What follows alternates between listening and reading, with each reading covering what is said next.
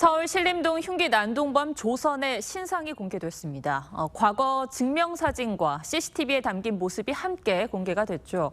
과거 사진은 CCTV와 상당히 달라 보였는데요. 체포된 당시의 모습을 찍는 이른바 머그샷, 이걸 공개할 수는 없는 것인지 사회부 한지은 기자와 따져보겠습니다. 자, 한 기자, 우선 머그샷은 정확히 언제, 어떤 경우에 찍는 겁니까? 네, 먼저 제 옆에 사진 먼저 봐주시겠습니까? 올해 5월 미국 미시시피에서 6명의 사상자를 낸 10대 총기 난사범 캐머런 에버레스트 브랜드의 머그샷입니다. 머그샷은 범인 식별을 위해 구금 과정에서 촬영하는 얼굴 사진을 뜻하는데요. 네, 미국에서는 총기 난사범 외에도 음주운전 등 비교적 혐의가 가벼운 범죄자도 머그샷을 찍습니다. 예. 유명 가수 저스틴 비버도 난폭운전으로 체포돼 머그샷을 찍은 적이 있고요. 빌 게이츠도 젊은 시절 난폭운전으로 머그샷을 촬영한 적이 있습니다. 네, 미국은 음주운전자도 이렇게 머그샷을 찍는데 우리는 이 흉기 난동범인 조선도 공개된 사진이 머그샷이 아니네요. 네, 조선의 경우에는 보정된 증명사진과 CCTV에 찍힌 얼굴이 공개됐습니다. 앞서 또래 여성을 무차별 살해한 정유정은 증명사진만 공개됐는데 그나마 진을보한 겁니다. 하지만 정유정이나 조선이 모두 증명사진이 보정이 심하게 돼서 가까운 사람도 몰라볼 정도라는 지적이 나왔습니다. 네, 그래서 신상 공개 실효성 논란은 매번 반복이 되고 있는데요. 우리는 이 머그샷 촬영 기준과 또 공개 기준이 엄격한 겁니까? 네, 미국 등 선진국들은 범인 체포 이후에는 별다른 제재 없이 머그샷을 찍어서 공개합니다.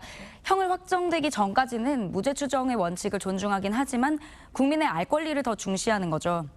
하지만 우리는 강력범죄나 성범죄자에 한해서 피의자 얼굴을 공개할 수 있고 신상 공개를 결정하는 기준도 범죄 수단이 잔인하고 중대한 피해가 발생한 경우 또 증거가 충분한 경우 등으로 제한하고 있습니다. 예. 신상 공개가 결정되더라도 개인정보보호법 규정 때문에 당사자가 동의하지 않으면 머그샷을 공개할 수 없습니다.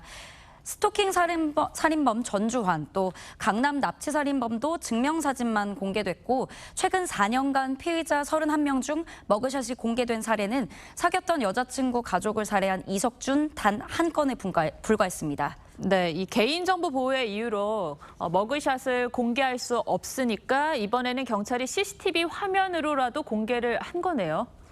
네, 맞습니다. 최근 권익위가 실시한 설문조사에서 참여자 10명 중 9명이 머그샷 공개에 찬성했고요.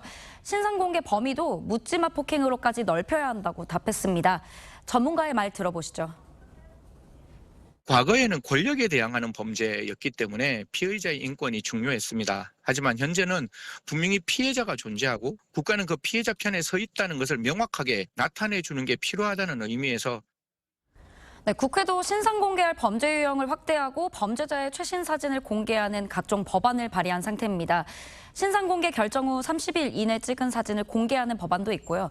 아예 외국처럼 머그샷을 의무화하는 법안도 있습니다. 또 범죄자가 스스로 얼굴을 공개할 때도 마스크 등으로 얼굴을 가리지 않도록 하는 법안도 발의됐지만 아직 국회 문턱을 넘지 못하고 있습니다. 네, 흉악 범죄자들이 두려워하는 게 이 얼굴 공개라고 하던데 국회도 하루빨리 논의를 시작해야 될 것 같습니다. 한 기자 잘 들었습니다.